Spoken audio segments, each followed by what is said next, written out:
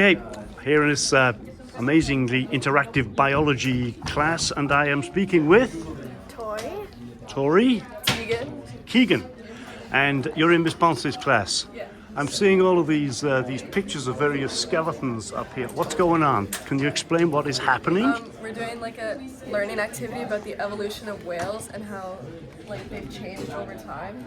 Okay, but why isn't the teacher up at the front telling you about this? Because she wants us to learn with our classmates and like maybe Tori has different ideas than what I have, so she wants us to learn off of each other instead of just watching her do a lesson.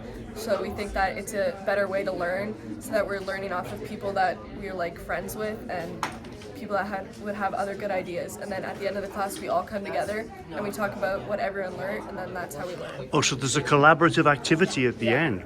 Wow, Tori, how do you find that? That's a pretty unusual way of learning in a biology I class. find it pretty useful because you're using multiple techniques to have it in depth. You're writing it, but you're also speaking about it with others. So you're also reading it.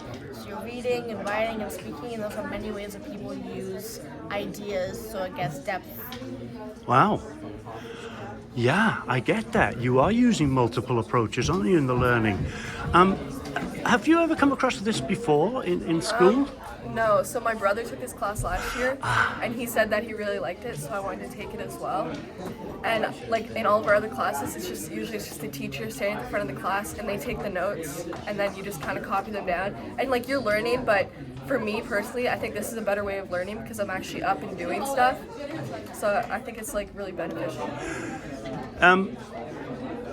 Am I to assume that you would agree with that? Yep. So let me ask you this. Let's say I'm the head honcho of a school district and I bring you in and say, if you had any advice for me in terms of how I might rethink about how learning takes place in classrooms for everybody, from tiny little children right the way up, what might be some of your suggestions as to how classrooms look and how learning is experienced? I'd say like get off like the book kind of, like don't do everything in the book because there's many different ways of using your techniques to benefit the people that are learning, and just because it says in the book doesn't mean that that's exactly what you need to do, because that's not how everybody learns.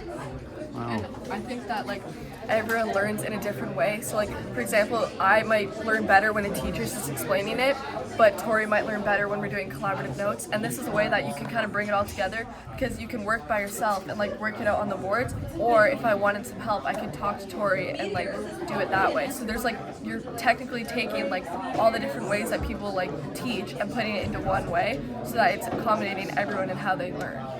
Thank you so much. Really appreciate it. Thank you so much.